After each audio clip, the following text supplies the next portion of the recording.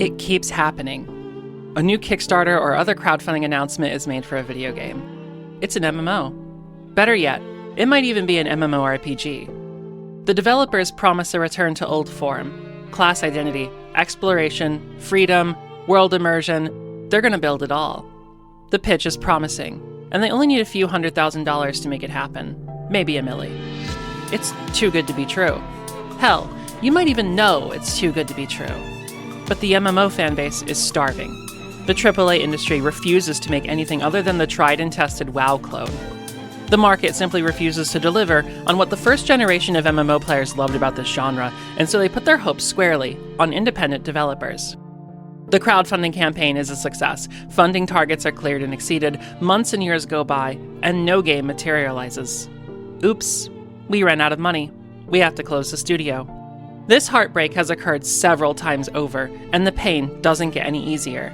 Every new Kickstarter or crowdfunded MMO is like a new romance, with the ultimate fate being heartbreak due to the inability to deliver on promises made during the honeymoon phase.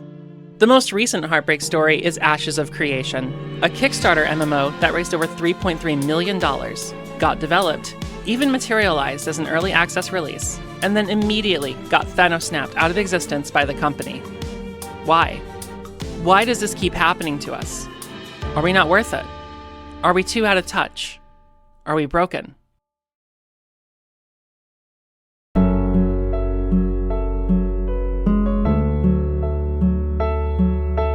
Just like real interpersonal relationships, the problem is actually likely far more nuanced and has less to do with us and everything to do with the structural nature of how things work. You've probably heard this so often that hearing it again is going to make you sick, but it's true. Games are expensive to make. With single-player games, there are technical challenges, but they can easily be circumvented with commercial, publicly available engines and enough staff. Typically, with enough money and talent, a team can get a single-player game over the finish line. Multiplayer games that work like Halo, Call of Duty, or even Grand Theft Auto 5 are difficult, but still relatively easy when you have networking features built into your commercial engine and things like Steamworks SDK. You need to have a few people on the team who can handle some basic networking integration, but that's kind of it. MMOs? They're a different beast altogether. The mistake many players make about MMOs is that they assume they're just another genre of video game, when in reality, they're an entirely different product altogether. If a standard single-player game is like a small airplane, then an MMO is like an enormous commercial airliner. A single pilot could handle a small plane, but the construction, maintenance, and operation of a jetliner requires the expertise, skill, and dedication of a team of hundreds of people. MMOs are large-scale engineering projects, and while it is possible for an independent studio to create them, they have to understand exactly what it is they're getting into. Today, we're going to be taking a look at crowdfunded MMOs and seek to understand why the overwhelming majority of them fail, and what hope there is for the future of the genre, when it seems the successful giants in the industry are no longer interested in creating what a large portion of the gaming audience craves. It's time to take a look beyond the curtain and understand why, when it comes to making an MMO, game design is not enough.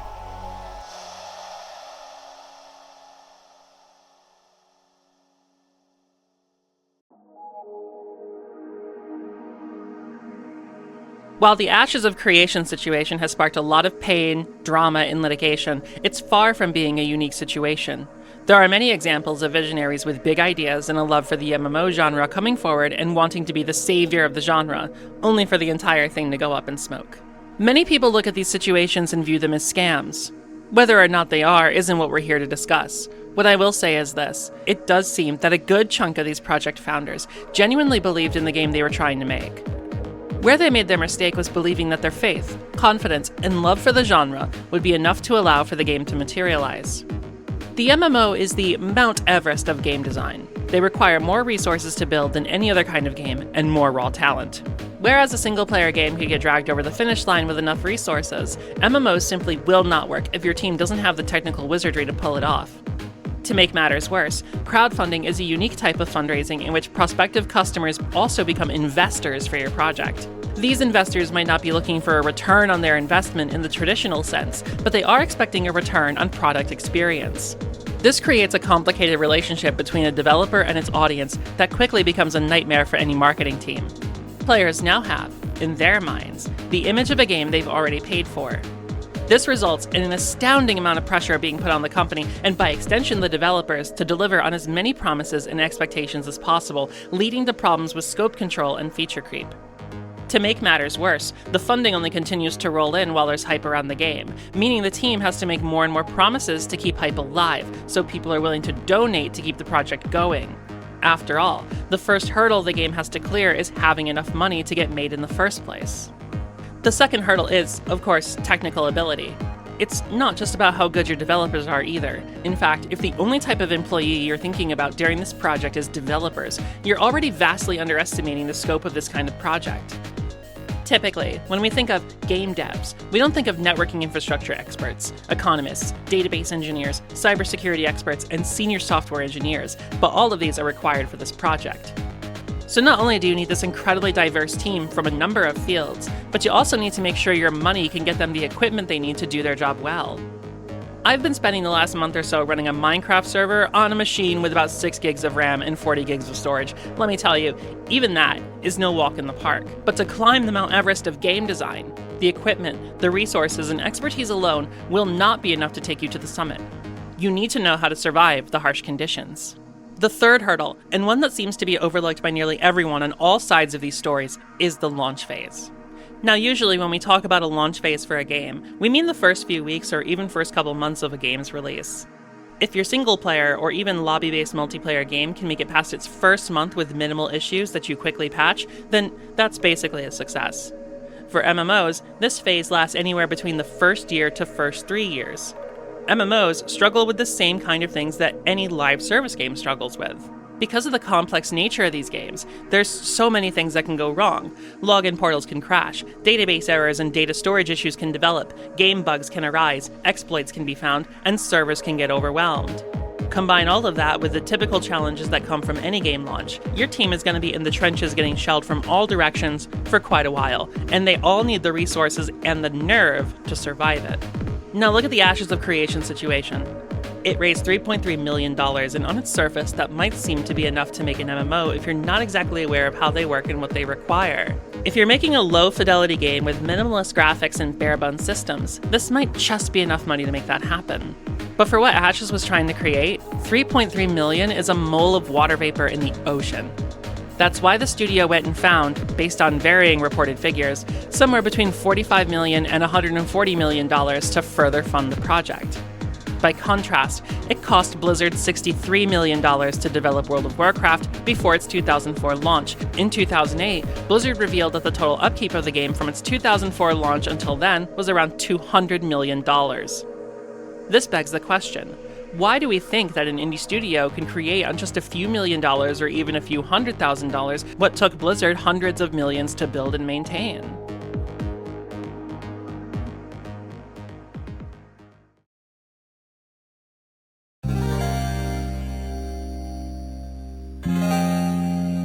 Let's take a look at that financial angle of MMO development a little more closely. Intrepid Studios claim to have around 250 people working on Ashes of Creation. Rounding up a little, the average game developer's salary across all fields is around $120,000. Now imagine we're Intrepid.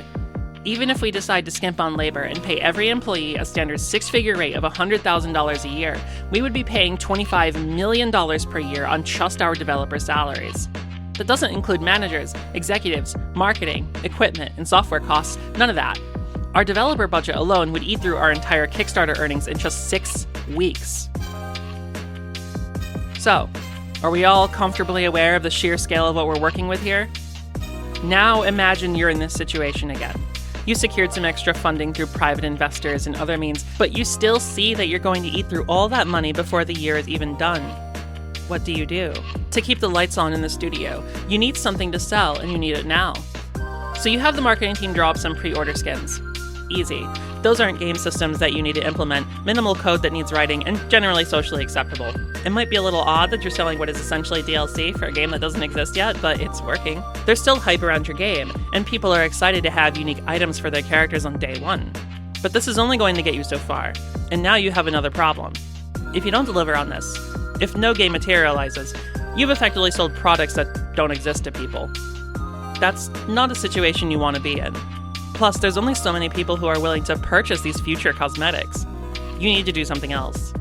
When the crowdfunding money inevitably dries up, you have to bring in private equity, and private equity does not care about the dream or your audience. They care about the ROI. Now you're essentially being quartered. The backers are pulling on your legs, and the investors are pulling on your arms, and if you don't pick a direction, you'll get your limbs pulled off, and the investors have a very, very strong grip. While there are many complexities and nuances behind the Ashes boardroom controversy, this sort of dilemma is undoubtedly at the heart of that situation. But we still haven't answered the question, why does this keep happening?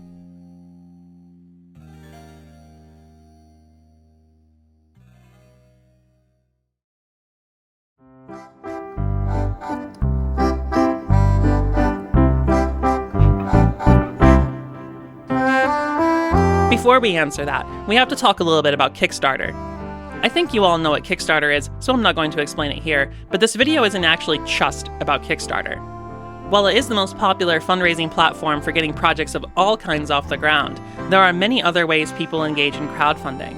Most indie MMOs actually use alternative services or their own crowdfunding system in order to raise money for their projects, but the overall principle is the same. Individual future players like you donate their money to see that a project goes from idea to reality. For many products and industries, this is actually a godsend. But for games, and specifically MMOs, it's been sort of a curse. I talked about it earlier. Crowdfunding creates a strange conflict of interest where your customers are now also your investors. Instead of maximizing monetary gains for them, you're maximizing product quality and enjoyability. On the surface, the idea of crowdfunding an MMO makes sense. There are hundreds of thousands, if not millions of people who want MMOs to be deeper, more complex, more immersive, and more satisfying. However, due to the scale and expense of these projects, many AAA companies are too afraid to make these kinds of games for this audience. Instead, they'd rather focus on replicating formulas that have materialized financial success in the past, meaning the industry in the genre hasn't really evolved in over 20 years.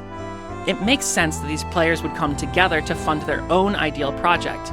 But that conflict of interest I mentioned earlier, combined with several other realities about game design, makes this largely a fool's errand. The reality is that not a single Kickstarter MMO has been able to achieve success at the scale they've promised. Project Gorgon exists, but peaked at 4,000 players.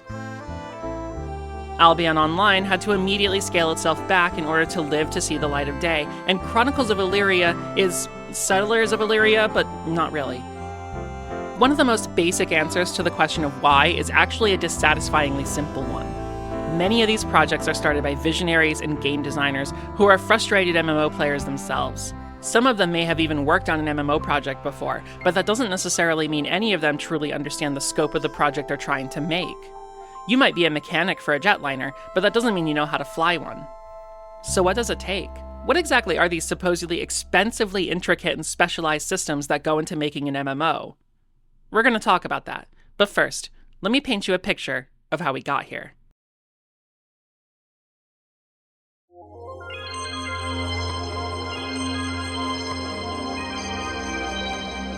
In 2013, a designer named Alex Fundora pitched the idea of a survival simulation sort of MMO called The Stomping Land.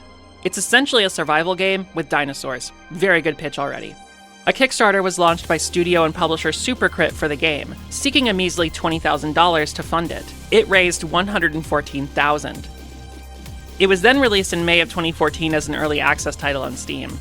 What I love about this game's timeline is the simplicity and how I don't have to talk about fake engagement rings with child moderators and people paying tens of thousands of dollars for virtual kingdoms.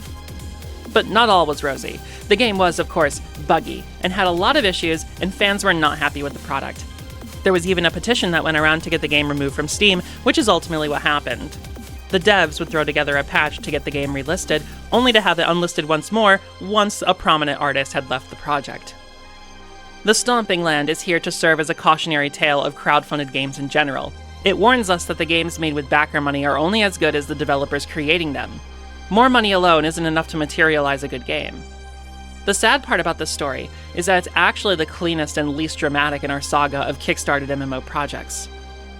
2014 rolls around and we have a game called Unsung Story. This is a tactical RPG created by Yasumi Matsuno of Final Fantasy Tactics fame. As a lifelong Final Fantasy fan who's played every major game in the franchise from start to finish, this severely upsets me. The good news is that the game still exists in some capacity today, but the studio effectively ran out of money for its development in 2016. What exists today is an extremely diluted version that trudges on as the husk of its full potential, like Gwyn in the kiln of the First Flame. This is concerning. Matsuno-san is a renowned game director who's worked on big projects before. Surely he should have known better than to bite off more than he could chew. While Unsung Story is not an MMO, the reason I've included it in our story is to show how even a single-player, narrative-focused game can fall short of its ambitions when the team is not prepared for it. While originally designed to be a single-player, narrative-focused game, Playdeck simply wasn't specialized for this task. As such, the game shifted into being a multiplayer, PvP-focused mess of a project that satisfied absolutely no one. If this is the kind of disaster that can happen with a single-player game, how in the world are MMOs going to play out? I'm so glad you asked. 2016, Chronicles of Elyria. I could just end it right there, but where's the fun in that? Chronicles of Elyria promised to be a dynamic world in which players could live a dynamic virtual life. You'd adventure, get married, age, die, and play on as your descendants in an evolving world rich with lore and culture. This is one of the most well-known, widely covered, and deeply understood Kickstarter failures in the gaming industry. CEO Jeremy Walsh raised $1.3 million on the initial Kickstarter for this project. As we discussed, that's just enough money to make a very simple MMO. Jeremy's company would then go on to raise a total of $8 million from fans through other sources. Now we're talking in terms of real, feasible, small MMO budgets. So, where can you play Chronicles of Elyria? You can't. The game ultimately didn't materialize. Instead, the company released a Settlers of Elyria spin-off game to pitch with a virtual land grab sale to attempt to raise more funds for Chronicles of Elyria. There's so much of the story that I'm leaving out, such as the alpha but not really an alpha build that's supposedly out there, a scandal involving PPP loans in the COVID pandemic, and a pre-order skin sale scandal, but we're not trying to be here all day. Point is, this all led to the sudden closure of the studio. The millies had run out, and little to no explanation was given as to why the project was suddenly abandoned. This triggered a massive class action lawsuit on behalf of the backers that spurred Walsh to walk back on abandoning the project entirely. Today, the game exists in a technical and legally safe pre-alpha limbo phase that Walsh claims to be continuously developing. In 2021, the infamous Dreamworld Kickstarter would drop. Garrison Belak and Zachary Kaplan would pitch the last game you'll ever play, promising to be an MMO that could host over 1 million players on a single server, showcased with a trailer filled with pre-rendered Unreal Engine marketplace assets.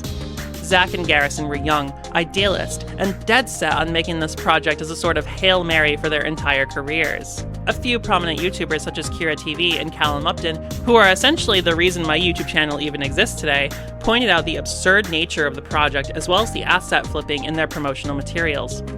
This prompted the community to look deeper into the project and found that the founders of the project had rather dubious work histories. At any rate, the alpha released and it was a buggy, asset-flipped mess that came nowhere near to being what was promised. What would follow from here is straight out of a fever dream, with sob stories of the founder getting hit by taxi cabs, a fake engagement ring scandal, child Discord moderators poached from Minecraft servers, and just so much more.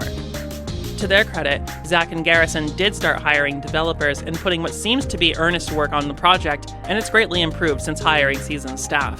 2024 would bring us Camelot Unchained, and this one is a big deal. No drama, no crazy stories, just a tragic tale of mismanagement. Camelot Unchained was pitched to be a realm versus realm MMO from the designer of Dark Age of Camelot, Mark Jacobs.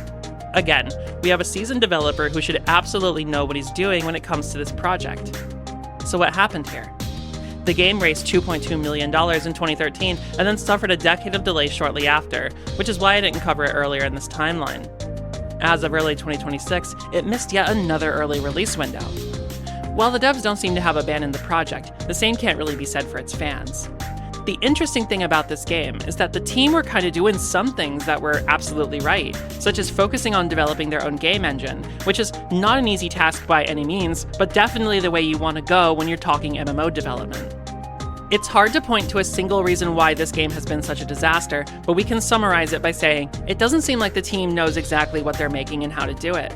The game has been criticized for having lackluster, outdated visuals, and the project has been reworked and rescoped several times over.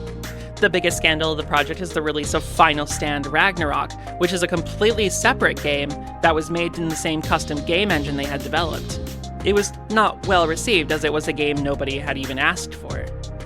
This brings us to 2026, Ashes of Creation, a record-breaking Kickstarter MMO that raised $3.3 million in June 2017. Founder Steve Sharif would supplement this with $30 million of his own wealth. This is the closest we've come to having a real MMO budget in a Kickstarter project. Ashes was hailed as the swan song of the Kickstarter MMO, the project that would prove that an indie developer can actually succeed in this space. Many early adopters and fans of this project truly believed in it with almost holy reverence. This was going to be the one. While many remained skeptical, they would sit back and watch to see what would become of Sharif's vision. Ashes would go on to raise millions of dollars through pre-order sales of in-game items, while also seeking funding from other more traditional investors. As a result, Ashes of Creation would actually make it to early access launch on December 11th, 2025. Though the game had its issues and the fans had been a little battered through the development, it appeared we finally made it. We have a sort of crowdfunded MMO. Except we don't. This would suddenly all come crumbling, quite frankly, to shit in early 2026 when Steven Sharif would announce his sudden resignation from the company. He would blame a mysterious board for apparently forcing him to make unethical decisions with the business model. By February, every employee for the company would be terminated and the studio would close. The situation was so bad, workers wouldn't even get their last paychecks. The WARN Act is then triggered, and there are now at least 6 major litigations involving Intrepid Studios. Steven Sharif has admitted to being involved in multi-level marketing projects in the past. Once again, we have a visionary who seems to have genuinely wanted to make a different kind of MMO, who ultimately got himself and his team grounded to dust by the harsh realities of development. But we still haven't answered the fundamental question. Why does this keep happening? And is there any hope for the future of crowdfunded MMOs?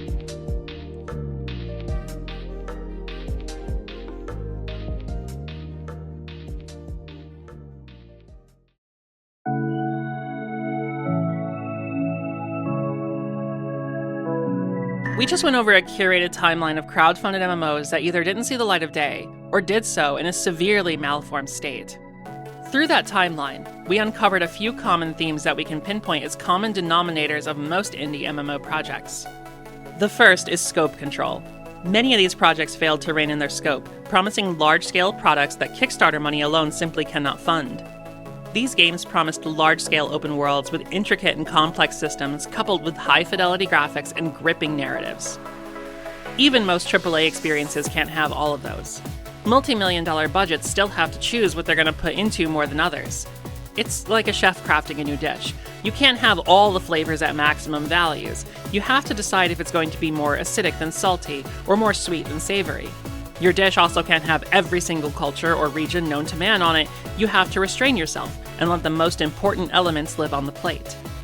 This is the visionary's dilemma. Idea generation comes basically instantly, but every idea you try to implement scales your project's complexity exponentially. The next problem is cost analysis. Many founders of these projects, even ones that had business management experience under their belt, seem to have severely underestimated the expenditure of these projects. These aren't just games you can make by stitching together pieces of existing framework. They're large-scale infrastructure projects. It's like having experience building highways and thinking you can build a high-speed rail. I apologize to my fellow Americans who will not understand that one. The point is that many founders of these projects made the mistake of thinking an MMO project is just a really large-scale video game. It's not. It's something fundamentally different. That brings us to product awareness. MMOs are structurally different from other kinds of games, even other multiplayer games. They depend on netcode and sustainable server architecture to operate. They need databases, login systems, security protocols, the list goes on. Other more traditional multiplayer games like a Halo or a Call of Duty can have their networking requirements outsourced to third-party platforms like PlayStation, Xbox, and Steam. MMOs are simply too big for this, and largely require networking features and hardware that are developed in-house. Ordinary games are developed. MMOs are engineered. To top it all off, we have scalability. MMOs worked in the past because the infrastructure could support the technology. Games didn't have high-fidelity, lifelike graphics, ray tracing, and other expensive technologies focused on appearance. Instead, older MMOs relied on modular, systems-oriented design that could be easily iterated upon. Trying to scale the tech used for today's AAA-level single-player and multiplayer games into an MMO is expensive, time-consuming, and incredibly difficult. It carries with it a technical cost that demands payment in every currency a studio has: money, time, talent, and nerve.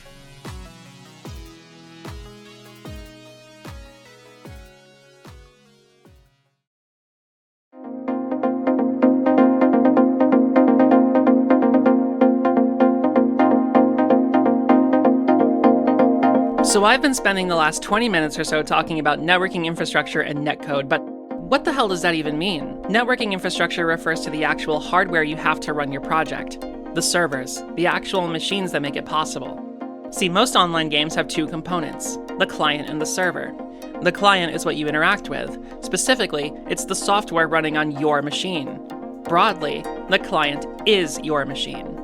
The client software is what's rendering the graphics and showing you everything happening on screen. The server, on the other hand, is where all the math is happening. It's telling the client where your character is, calculating damage during combat, and storing your quest progress. How does it do this? With netcode, a specific type of computer programming in online games that synchronizes these things between the client and the server. You don't just need code that says, if enemy attacks you, take 16 damage.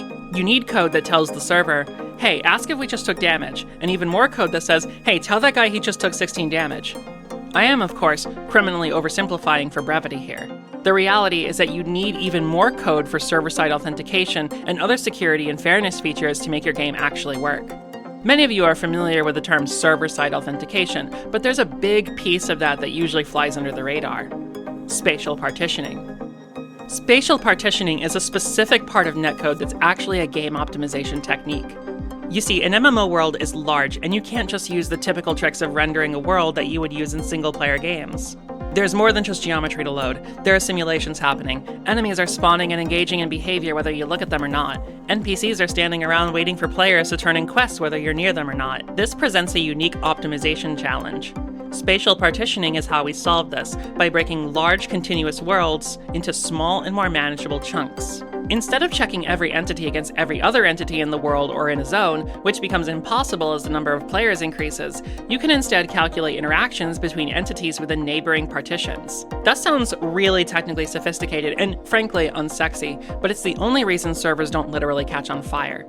There are a number of ways to execute this, but the takeaway here is that it's actually an engineering challenge instead of a game design problem. This goes back to our equipment and cost problem. You see, it's easy for an MMO player to think that a game like Final Fantasy XIV, where you select your server to play on, is just run by a handful of servers. It's pretty easy to conclude, oh yeah, Crystal is a physical data center with about 8 servers in it. If only life were that simple. There are over 450 unique zones in Final Fantasy XIV, and most of them have everything I just described earlier. To run just one server in Final Fantasy XIV, you'd likely need anywhere between 25 and 50 physical servers because of spatial partitioning alone. Each server handles the game calculations for various chunks of those 450 plus zones.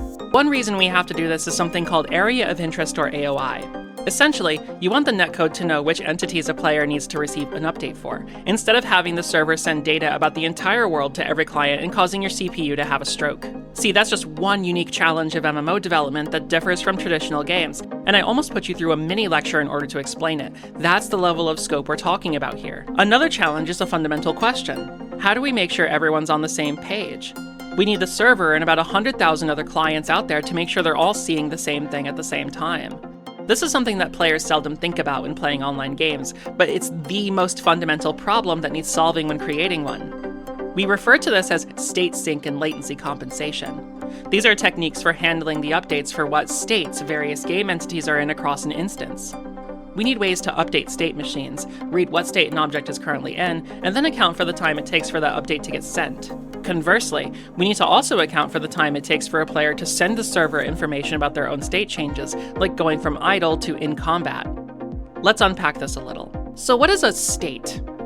In this context, a state is the current status an entity is in, such as idle, combat, walking, running, and even dead. You can think of states as different layers of code. When you're in a town and not in combat, one layer of code is executed for your player character that controls movement, talking to NPCs, and interacting with objects.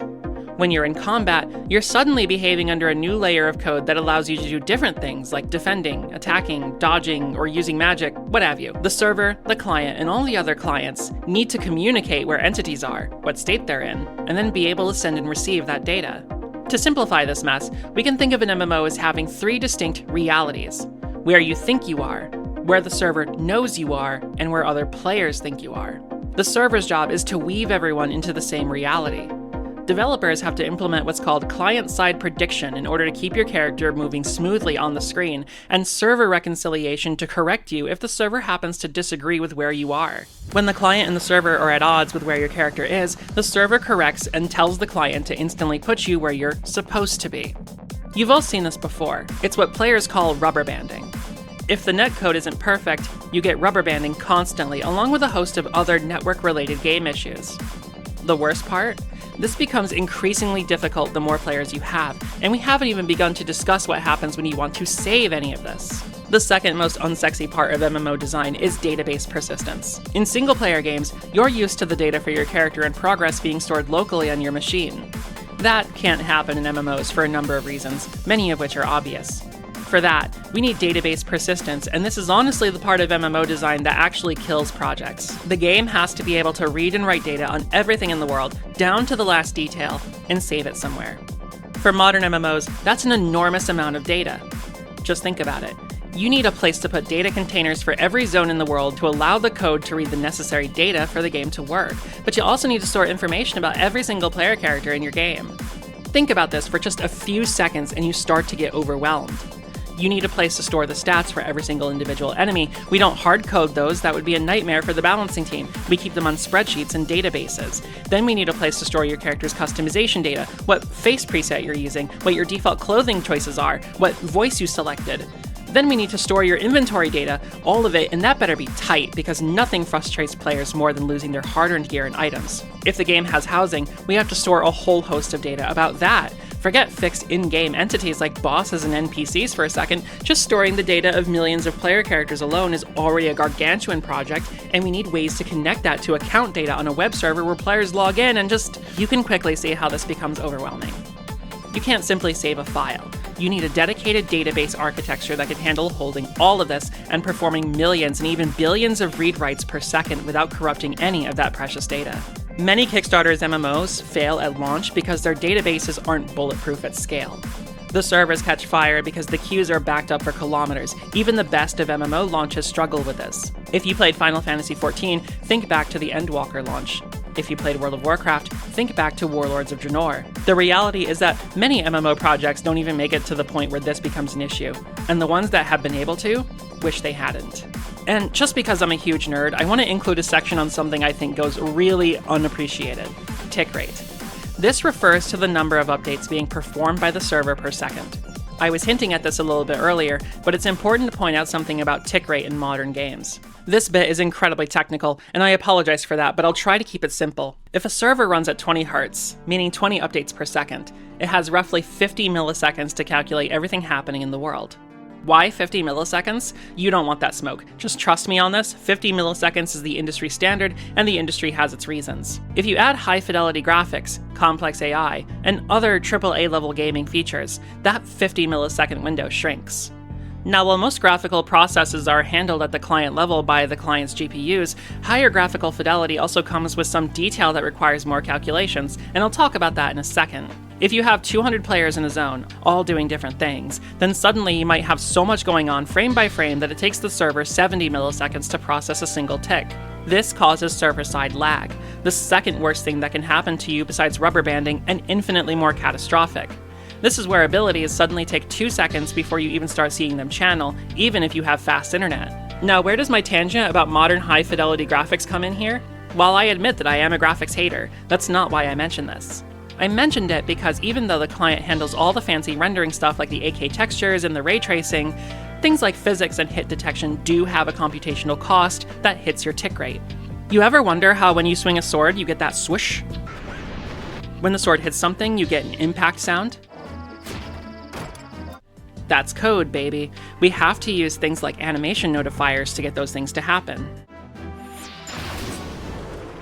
And that requires server-side calculations. Let's finish this section with an example. In a classic tab target MMO, I click a target and choose a spell. The client tells the server the player is using a spell. The server then checks the mana cost of the spell against the mana the server says the player has.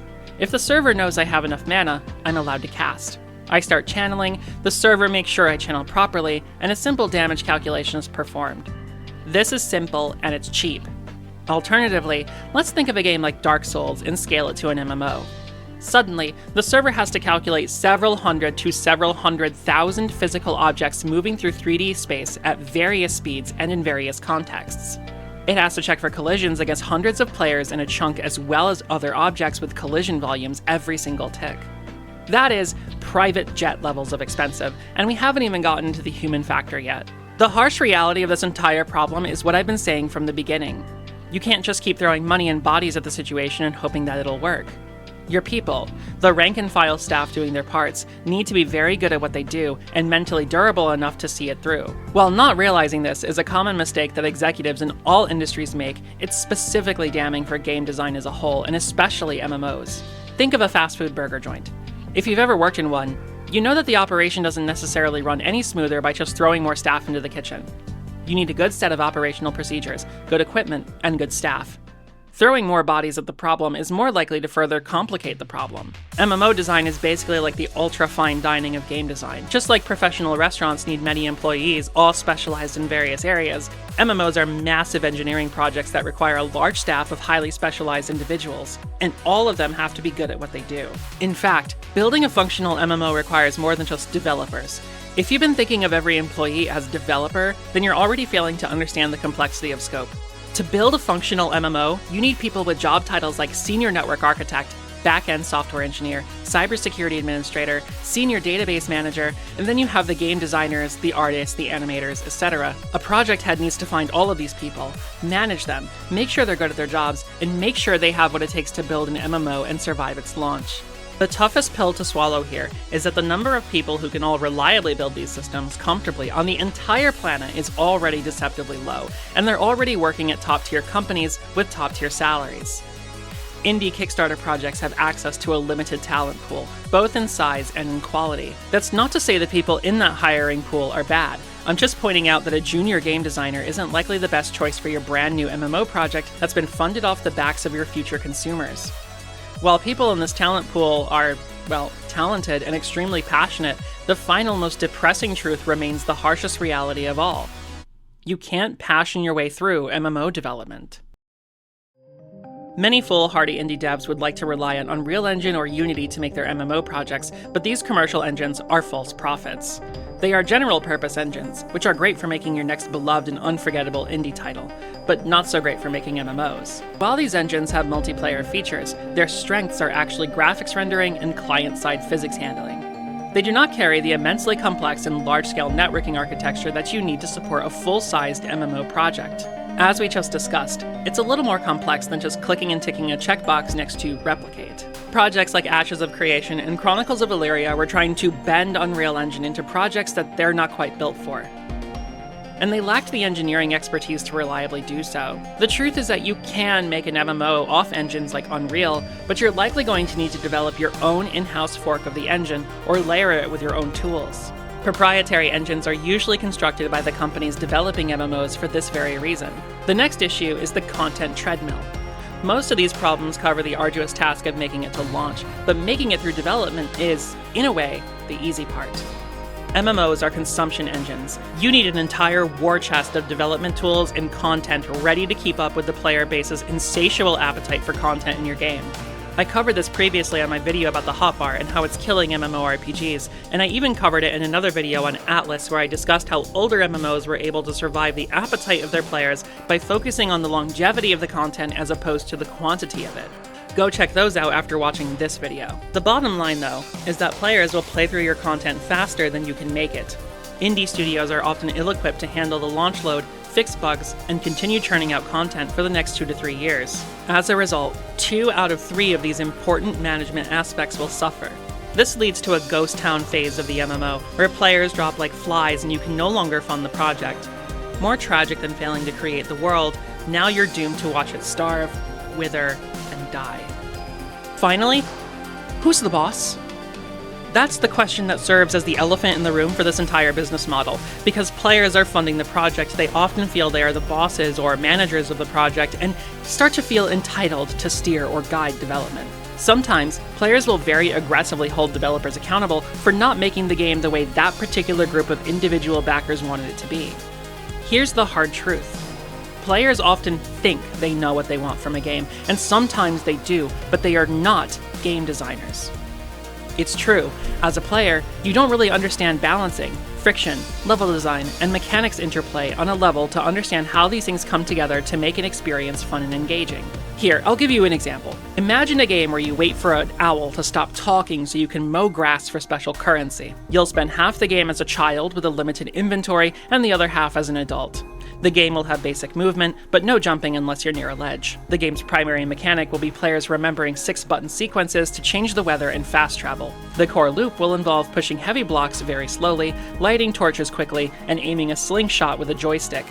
Players will do these things to go to a dungeon and solve puzzles to get a key item, use that key item to access and fight a final boss that grants a new ability, and then use that new ability to interact with the overworld to find the next dungeon. This sounds like a genuinely awful game, and I just described to you The Legend of Zelda: The Ocarina of Time, one of the most beloved games ever created. And that's just the thing. The Ocarina of Time is a good game. Genuinely. It's just that some players will hear a pitch or a description of a game and conclude it's bad, but then absolutely love it when they're actually sitting down and playing it.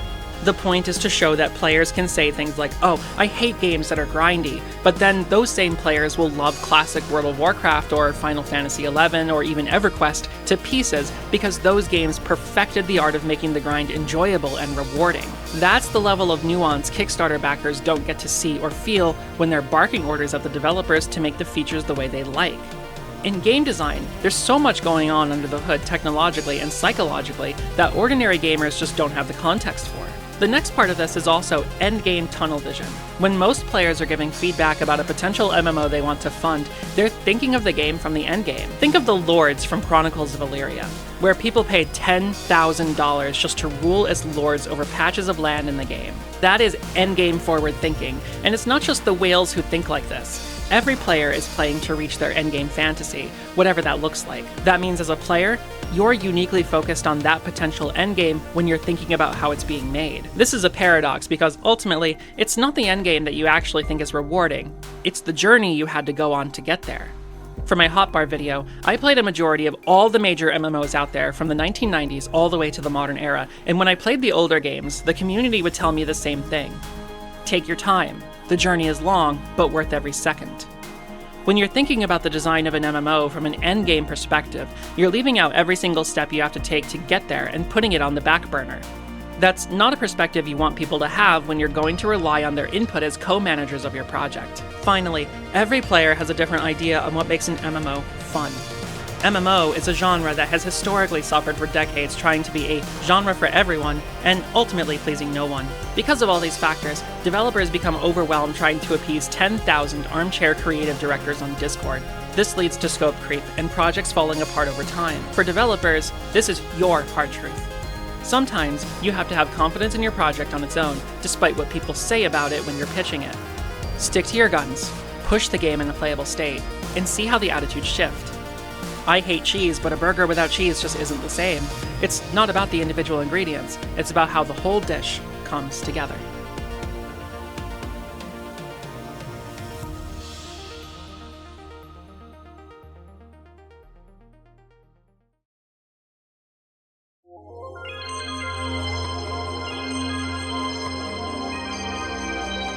Scam is a word that gets thrown around a lot in this space, and it's something that I have to navigate around carefully as a creator because there's a fine line between failure and scam. I'm not a lawyer, so I can't really speak as to whether or not any of these projects we discussed today are scams in a legal sense. That's for the courts to decide. But on the one hand, the players don't really care about the circumstances because the end result for them is the same. They paid for a product expecting a release and never got it. Now, backing a Kickstarter or any crowdfunding project always comes with the risk that the project won't be made for one reason or another, and that is something that people should always be reminded of.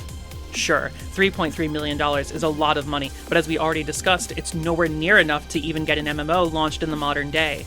One could argue that the project should have never been greenlit with that kind of budget for the product they were trying to make, but then this would discourage legitimate indie devs from crowdfunding smaller budgets from players in order to get larger investors on board, a tactic that is used to get ideas off the ground and show that certain ideas have business merit. You can quickly see how complicated this issue gets, as more and more restrictions to protect people from scams would also severely discourage legitimate indie projects from even being made. One of the biggest barriers to entry for any new business is meeting regulatory requirements. There are permits, licenses, fees, and approvals that all have to be sorted before you can even begin doing business, and adding more of that onto the simple act of crowdfunding, something that is supposed to ease those very burdens, could arguably result in lots of great projects simply never being made. The truth is that many of these projects are started by people who genuinely believe they can pull it off. This is something that Zachary Kaplan's girlfriend even admitted during the Dreamworld fiasco. The problem is that these visionaries and experienced designers just don't see the whole picture of how much these things actually cost to make. If they are scams, I am one to argue they are poorly manufactured ones. There are easier ways to legally steal than faking an MMO. In most of these cases, it appears the money genuinely gets spent on development. That means outside of maybe a cozy salary the founder pays themselves, they probably aren't getting out of the scheme with much money. And when most of these cases usually result in some kind of legal battle, the court fees alone would eat into any backer money they've been able to hoard. Scammers, real scammers, aren't idiots. They usually understand business and do things like risk assessment and ease of execution when considering their schemes. But that's merely my opinion as a girl on the internet making YouTube videos with the limited access to information that I have. Honestly, debating whether or not these projects are scams isn't even a helpful form of discourse on this topic, but always remember that it's unwise to donate money to a project that you can't afford to lose.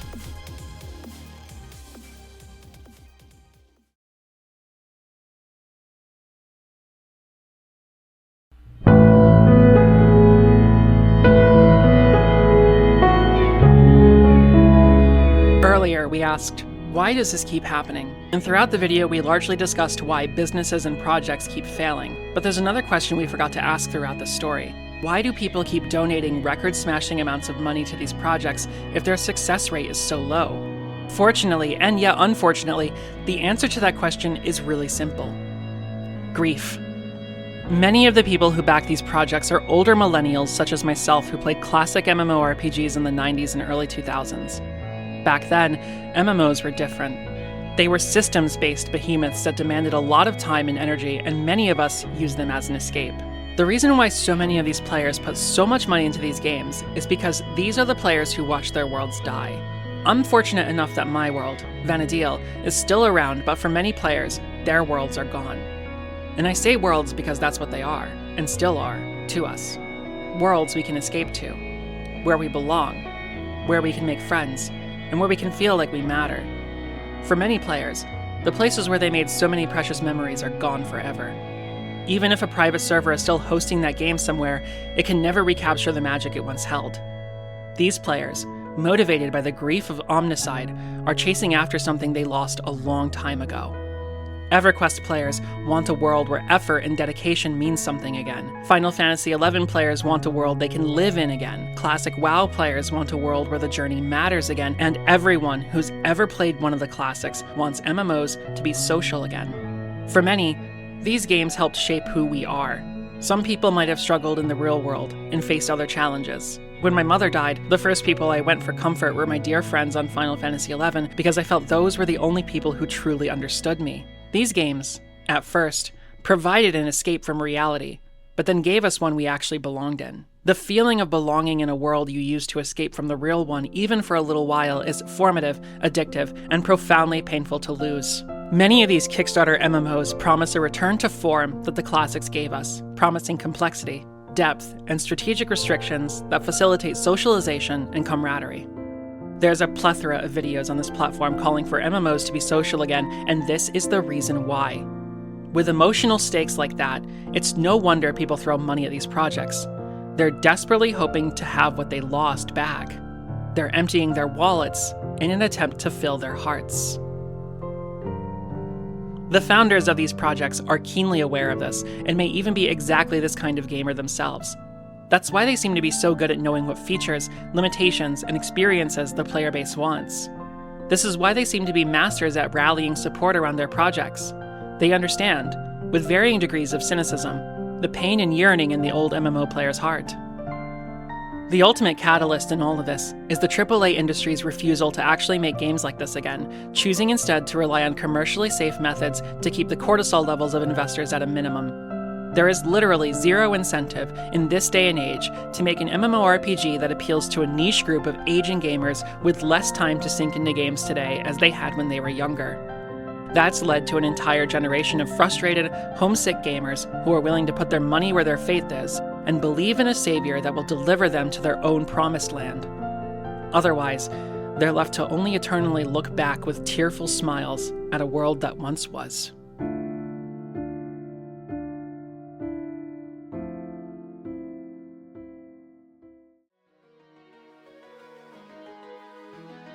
Natsukashi. It's a Japanese term used to describe a feeling of nostalgia with a twinge of longing. While it's often used positively, it carries with it a slight twinge of sadness and a level of emotional nuance that just isn't present in the word nostalgia as we use it here in the West. There's an implied pain for the loss of how things were, a distinct awareness that a beautiful moment has passed and cannot be relived. This is the reason why people throw thousands of dollars at a Kickstarter MMO. They're hoping to fund the chance to relive that beautiful moment again. The founders of these projects, whether motivated by the same feeling or not, promise they can build it. Both groups are so emotionally invested in this endeavor that the expense and likelihood of success become completely disregarded.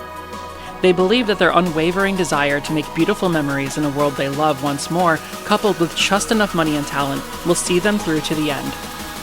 But as we said earlier in this video, you cannot passion your way through MMO development.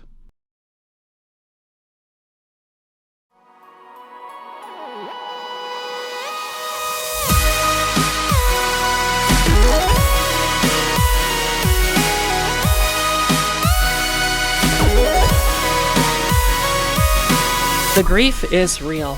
Where there is grief, there is proof that something is worth fighting for. In this case, fighting for it takes the form of extreme, curated restraint. There are projects that have survived this very specific circle of game design hell, and they did it by refusing to allow their ambition to bury them. In 2018, industry veterans Eric Heimberg and Sandra Powers of Asheron's Call fame developed a game that might be considered ugly by modern standards, but presents a gameplay loop with so much systemic complexity that players can't put it down. This game is proof that the quality of your game systems matters far more than your polygon count. The game in question is Project Gorgon. In 2014, the team launched their first Kickstarter with a modest fundraising goal of $100,000. It failed. While most devs would have walked away, Heimberg and Powers would use it as a data point and keep building before making a decisive pivot. In 2015, they would return to Kickstarter with a lower goal of just $20,000. That seems comical after I just spent 80% of this video telling you that modest budgets are a red flag. Regardless, they would raise $75,000, a war chest for a husband and wife development team. Project Gorgon would then hit Steam in 2018 and survive for nearly a decade by simply refusing to grow faster than they were ready to grow. A fanatical grip on scope control allowed this game to achieve humble success. Sure, it didn't rake in millions of players and billions in revenue, but its experience is lived as opposed to being remembered. In 2017, Sandbox Interactive wasn't trying to compete with World of Warcraft's theme park storytelling. Instead, they built a platform for friction and made their players the content by focusing on a player-controlled economy and cross-platform stability. They scaled the economy instead of the map, and proved that a small but solid foundation can carry the weight of 300,000 players per day in 2025. Then of course there's Warframe. Released in 2013, Warframe wasn't a Kickstarter MMO. It did have some crowdfunding, however, and is being mentioned here because of its cellular growth model of development. The game started as a simple hallway shooter. Once the devs nailed the gameplay loop, they expanded from there and scaled the environment into open zones and social hubs. Warframe proves that even MMOs aren't exempt from the iterative nature of game design. Most of you might have initially clicked this video thinking I would tell you that crowdfunded MMOs simply aren't possible, and I wouldn't blame you. The truth is that you actually can crowdfund an MMO, but there's something that we as players and the developers need to understand. An independent, crowdfunded MMO isn't going to give us everything we want. A successful Kickstarter MMO is going to give us maybe 2 or 3 things we really want, and they're going to be very, very good at it, but developers need to understand a few things before they can pull it off. The first, understand the tech you need and build it. We explained the harsh technical requirements for server architecture and netcode earlier. These are the bread and butter of your entire project, and if you can't explain how your servers actually work on a whiteboard, you're not ready to start asking people for money. Next, you have to be prepared to prioritize density over distance. A 100-kilometer map with 10 incredibly designed systems is going to be far more engaging and satisfying than a 1,000-kilometer zone with 100 fetch quests. This is probably the biggest opportunity the indie scene has over the AAA giants. Even Final Fantasy XIV fans complain that the bulk of Heidelin's 477 zones go unused outside of the mandated story missions. While we're talking about systems, it's important that we understand this doesn't mean stretch goals. It might seem counterintuitive, but those are something you want to avoid.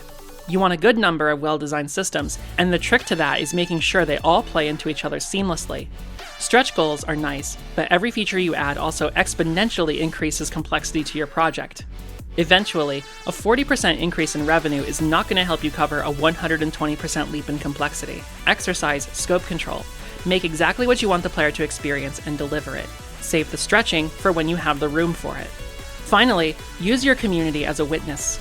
You want to be transparent about the challenges, difficulties, and realities of development. When my doctor comes in the room and tells me that I'm experiencing pyrexia due to an acute upper respiratory viral infection, I might not understand a single word of that until he tells me that I have a fever from a virus. But I'm still glad he said fancy words first, because now I'm confident that he knows what the hell he's doing. It's the same with you and your players. They're not going to understand what the hell you mean when you say that you've perfected your spatial partitioning system within the server architecture and achieved seamless integration with your database requisition models, but they're going to love to hear that because it instills confidence that A, the project exists, and B, that you know what you're doing. All of this is to say that this advice is pretty basic. The first thing you get drilled into your head when you go to game dev school is scope control, but this seems to be the hardest lesson for many studios of all sizes to learn. If an indie team crowdfunds $10 million and can make a $250,000 game with $5 million worth of polish and just under $5 million to sustain the service for a while, then they're most likely the team that actually gets their product to launch and survives it. That's the harsh truth here. You don't survive the trenches if you can't endure the mortar fire.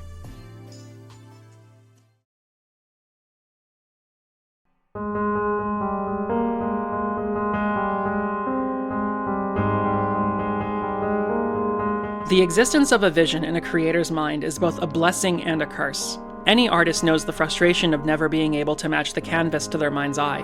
Every musician knows the pain of the score not matching with the music inside of them. The age-old wisdom of game design tells us that delays are okay and to let it cook, but this goes deeper than that. More than just art, building an MMO is to practice godhood. We're literally creating worlds that scale to be the size of real-life cities, and cities are not built in a day. In fact, cities are often a consequence of circumstance, not an end goal. Villages are born from land fertility and access to water. Villages grow into towns when markets and amenities make people want to live there. And cities are the result of a thriving community center that spreads across from the rivers to the plains. MMOs are no different. When you're funding and executing your crowdfunded MMO, you need to think about irrigation for your farmland before you start thinking about building skyscrapers. As players, it's frustrating because we so desperately want someone to build us our world, our city. But we also have to understand that once upon a time, our favorite worlds had 0 players before they had 100, and they had 1,000 before they had 1,000,000. Worlds don't just need time to cook, they need time to evolve. Ashes of Creation is a hot-button issue right now, with many creators covering the story and its drama. In all the noise, it's easy to lose sight of the human cost at the heart of all of this. No matter what your thoughts are on the matter, the Ashes of Creation story is a tragedy that has impacted both players and developers. For this video, I want to leave you with a statement from an anonymous former developer at Intrepid who was kind enough to respond to my request for comment. In solidarity with my fellow devs, I will not be making a statement about the company or any legal proceedings. There's plenty of people covering that. What I will say is that one day, over 200 people and some of the most talented devs I've worked with in my career were suddenly out of a job. After weeks of difficult work preparing for a Steam release, no notice, no time to prepare, thrown into a sea of other game developers who were also laid off recently, robbed of the opportunity to deliver on the promises made to the backers and everybody that had supported the game. I've been through other layoffs, and this is the most painful one. Not just because of the complications or sudden nature of things, but because there was something special at Intrepid, and that hard work may never see the light of day in the form it deserved.